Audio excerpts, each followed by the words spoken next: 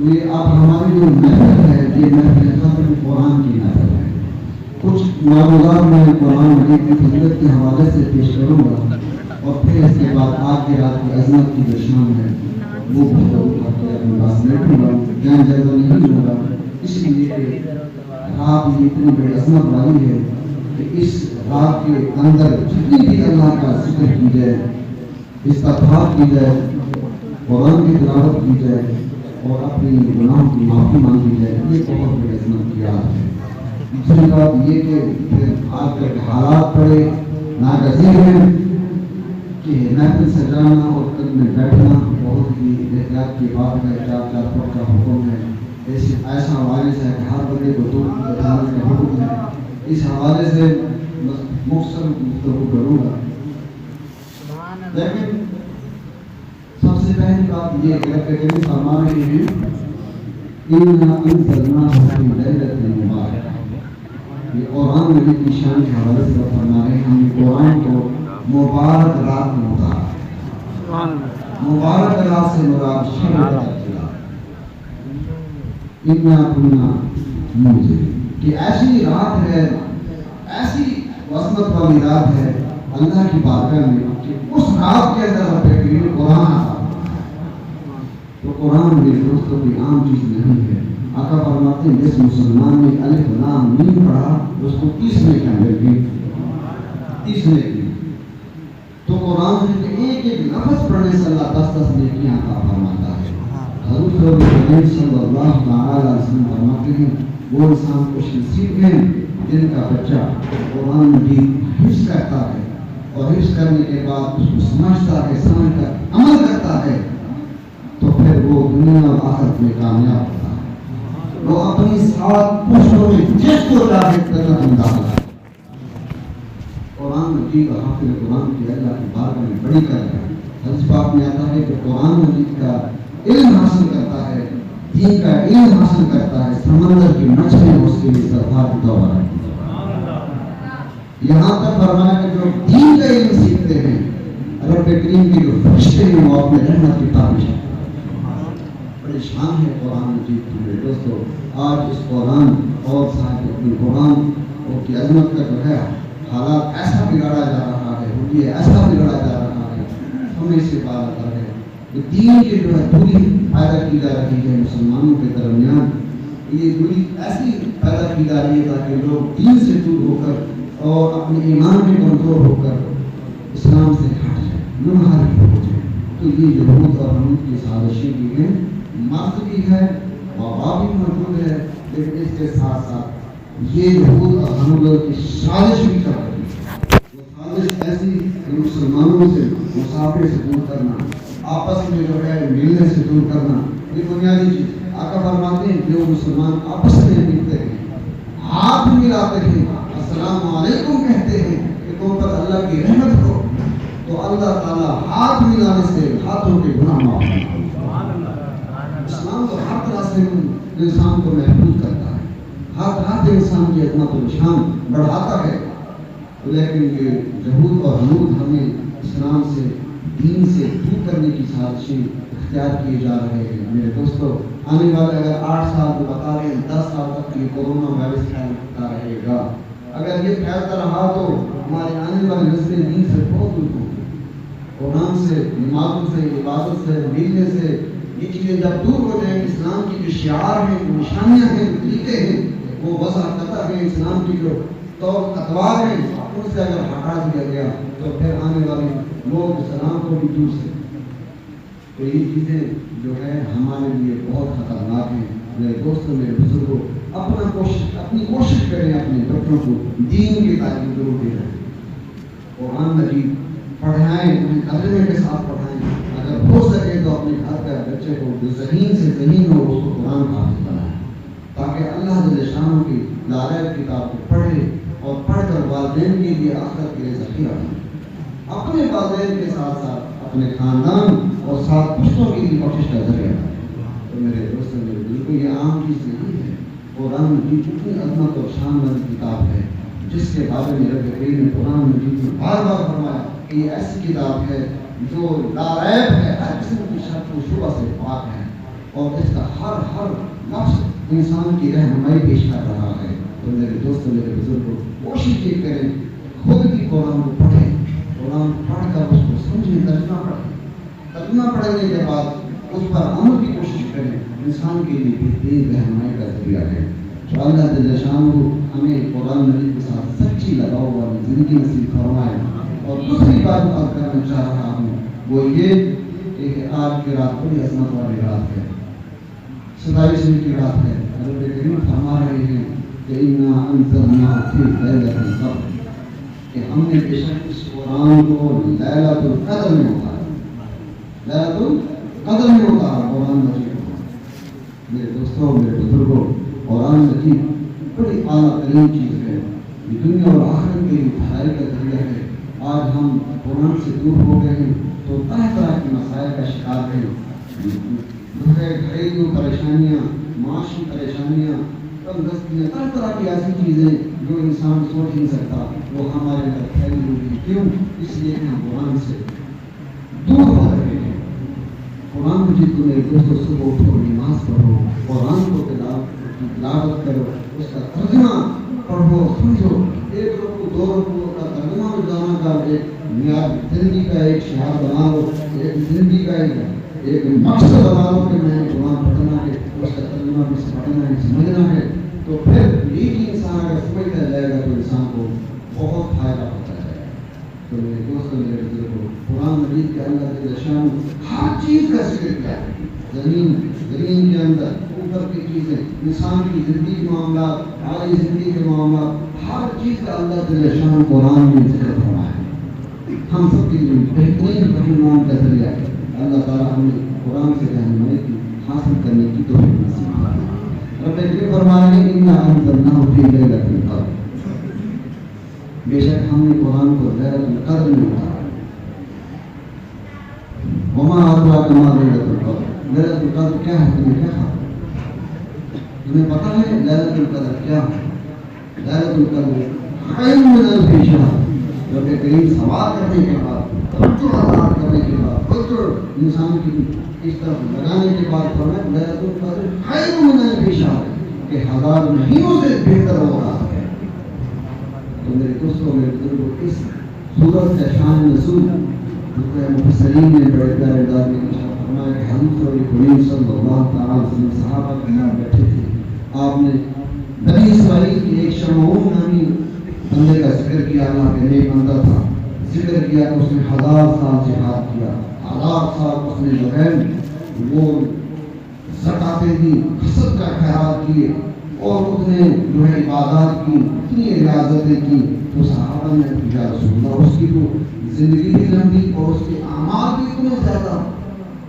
تو یا رسول اللہ صلی اللہ علیہ وسلم وہ تو ہم سے اعمال صالح میں تو آگے بڑھ گیا, بنی اسرائیل والے ہم سے اعمال صالح میں تو آگے بڑھ گیا. لیکن زندگیاں اتنی لمبی ہوں گی تو پھر ان کے اعمال بھی ہم سے ملے, جو 1000 سال جہاد کرتا ہے اور پھر 1000 سالوں سے اپنا سب کا خیرات کرتا رہے, ہم سے تو بڑھ گئے اعمال صالح میں.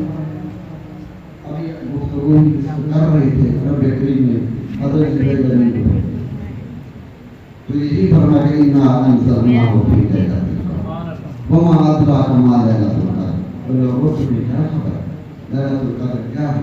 یہ تمہارے لیے 83 سال کی عبادت سے زیادہ اجر و ثواب والی رات ہے. تو اتنی عظمت والی رات ہے میرے دوستوں. اس رات کے اندر رب کریم کیا فرماتے ہیں؟ لیلۃ القدر خیر من الف شہر تنزل الملائکۃ والروح. اس رات کے اندر رب کریم فرما رہے ہیں اللہ جل شانہ کی طرف سے آسمان سے فرشتے اترتے ہیں, والروح الروح الامین یعنی جبرائیل امین علیہ السلام بھی اس زمین پر اترتے ہیں. اور اتر کر پھر وہ کیا کرتے ہیں؟ جو اللہ کی بات کر رہے ہوتے ہیں سچی دل سے, عاجزی کے ساتھ, انکساری کے ساتھ, عاجزانہ اپنے آپ کو بگا کر اس کا اس کا اللہ کی بارگاہ میں ایسا پارا ہو, آنکھوں سے اشک کی لڑیاں ہوں, معافی کی طرف داری ہو. اس کیفیت میں فرماتے جو انسان موجود ہوگا رب کریم کے وہ فرشتے اس سے سلام کرتے ہیں, مصافحہ کرتے ہیں.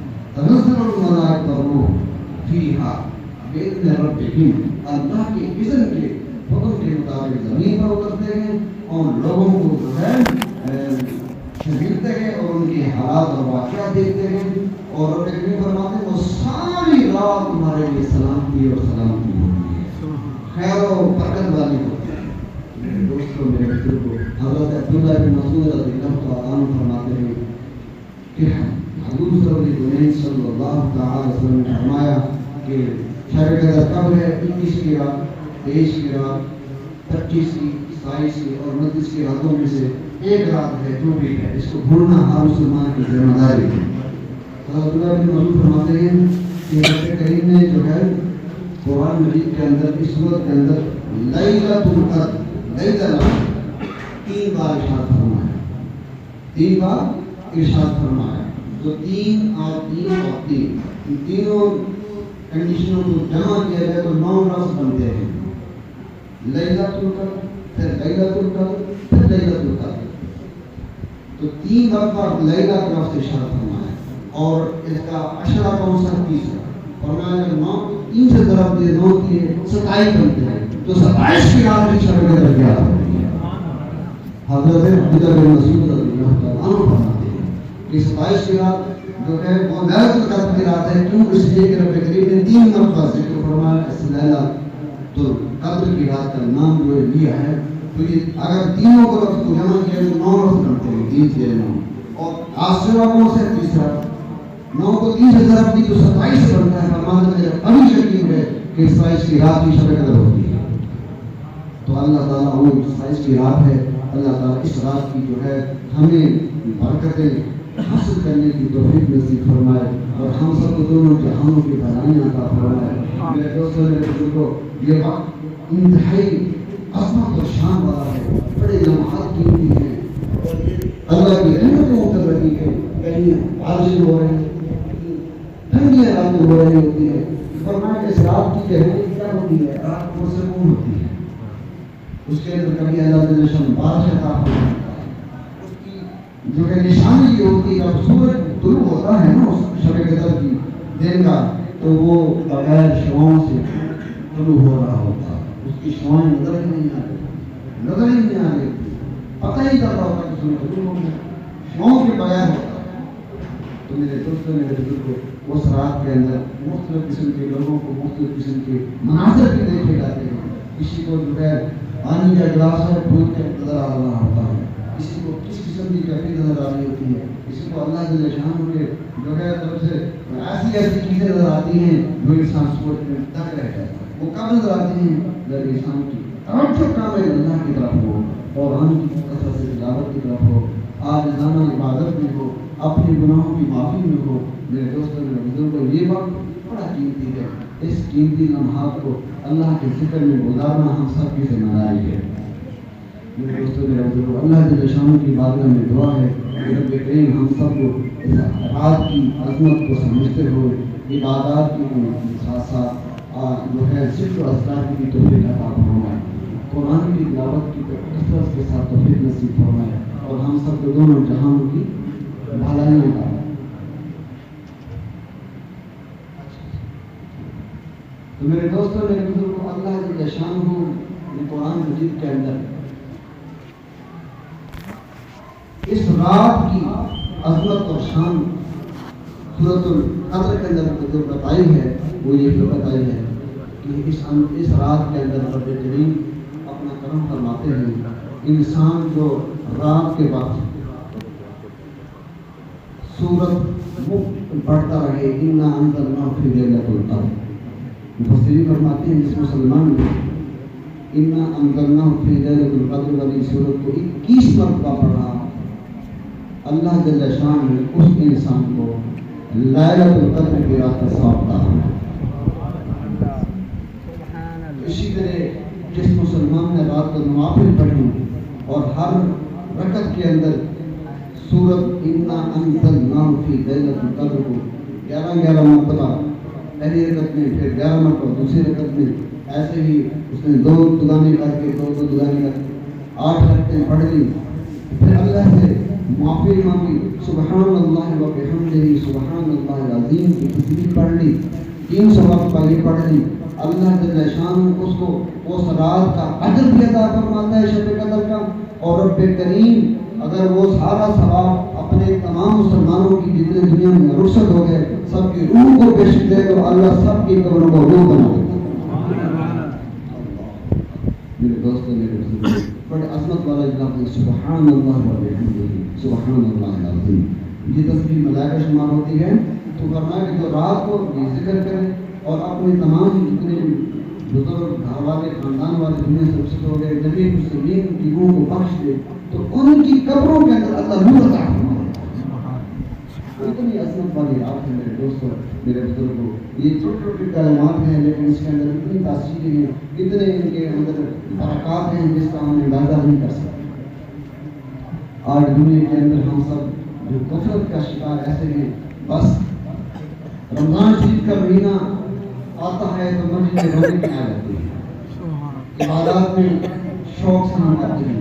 لیکن ایک بات کا خاص خیال رکھیں کہ جب ہم روزے رکھتے ہیں نا روزوں کے ساتھ تراویح کا جو ہے حکم جو ہے وہ یہ ہے عام طور پر لوگ سوچتے ہیں کیا ہے تراویح جو ہے پڑھی جانا روزوں کے ساتھ لازم نہیں ہے لیکن فرمایا قیام کو سنت قرار دیا ہے. جس نے رات کا قیام نہیں کیا روزہ رکھا ہے لیکن قیام نہیں کیا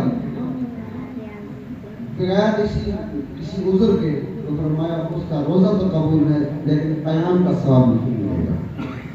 جب قیام کرے گا قیام میں قرآن کی تلاوت سنے اور رات کو نوافل پڑھے تراویح پڑھے یہ قیام شمار ہے. جو رات کو قیام کرتا ہے اللہ تعالیٰ اس کو وہ اجر دیتا ہے جو رب کریم عطا فرمانے والے ہوتے ہیں. سبحان اللہ. اللہ تعالیٰ فرماتے ہیں کہ جو مسلمان 27 کی رات کو اللہ کا ذکر کر کے توبہ کرتا ہے تو رب کریم پورے رمضان کے اندر ہزاروں لوگوں کی بخشش لاکھوں کی بخشش ہوتی ہے لیکن شب قدر کی رات اللہ جتنے پہلے لوگوں کی بخشش ہو چکی ہوتی ہے اتنے سے دگنا لوگوں کی بخشش فرما دیتی ہے. بڑی شب قدر کی رات بڑی عظمت والی ہے میرے دوستوں میرے بزرگوں. اور اس کی بات جو کرنا بہت لازم ہے وہ یہ ہے کہ ہم روزے رکھتے ہیں. روزے رکھنے کے ساتھ ساتھ بہت بعض نشی تقاضا ہے خیالات اور زبان کے ساتھ لڑنا کسی کے ساتھ گالوں گلوچ کسی کے ساتھ تمیزی کسی کے ساتھ ناجائز جو ہے گفتگو ہو گئی. اس گفتگو میں انسان جو ہے پریشان ہوتا ہے اس کو وہ اجر اور ثواب نہیں ملتا. تو آقا انعامدار صلی اللہ تعالیٰ فرماتے ہیں جس مسلمان نے روزے رکھے اور صدقہ فطر ادا کیا صدقہ فطر جو ہے وہ ایسی چیز ہے جو انسان کی زبان سے ہاتھ سے کسی قسم کا چھوٹا موٹا گناہ سرزد ہو جاتا ہے گفتگو دنیا میں زیادہ بڑھ جاتی ہے تو فرمایا کہ صدقہ فطر ادا کرنے سے اللہ معاف فرماتا ہے. صدقہ فطر کتنا ہے فرمایا کم از کم صدقہ سوا دو سے یہ آٹا جس کا 2 کلو بنتا ہے 2 کلو کا حساب سے جو ہے آٹے کا اتنی مقدار بنتی ہے تقریباً 130 سے 40 روپے بنتی ہے. ہر مسلمان پر یہ صدقہ فطر دینا ضروری ہے. جو مسلمان صاحب مال ہے اور جو مقیم ہے وہ اپنا جو ہے صدقہ فطر ادا کرے اپنے بچوں کا جتنے بھی گھر کے کام ہیں سب کے لیے صدقہ فطر لازم ہے. یہاں تک فرمایا کہ جو رات کے پیدا ہو گئے ان سے پہلے اس کا صدقہ فطر دینا لازم ہے. مہمان گھر میں آ گیا اسے پوچھنا لازم ہے ہاں بھی آپ نے صدقہ فطر دیا ہے یا نہیں دیا. اگر نہیں دیا تو وہ میزبان والوں کے لیے ضروری ہے کہ وہ اس صدقہ فطر ادا کریں. آقا انعامدار صلی اللہ تعالیٰ فرماتے ہیں کہ جس مسلمان نے عبادات کی روزے رکھے لیکن صدقہ فطر ادا نہ کیا اس کی عبادات اس کے روزے وہ کیا ہے زمین اور آسمان کے درمیان معلق ہو جاتے ہیں. عید کی نماز سے پہلے صدقہ فطر ادا کر دینا لازم ہے. اللہ تعالی شان کو ہر مسلمان پر کرم فرمائے اور صدقہ فطر کی وقت سے پہلے اپنے غرباء اور مساکین اپنے محلے کے اپنے رشتہ داروں میں دیکھیں ان کو دے دیں تاکہ جو ہے وہ اپنی عید کی خوشیاں کر کے عید کی خوشیوں میں شامل ہو سکیں. غرباء اور مساکین کا یہ حق ہوتا ہے. اللہ تعالیٰ ہر مسلمان پر کرم فرمائے اور ہم سب جو ہے عبادات کو اپنے میں بسے رکھے ہیں ختم قرآن کے اندر اپنا حصہ ڈالا ہے سب کا اپنی بارگاہ میں قبول فرمائے.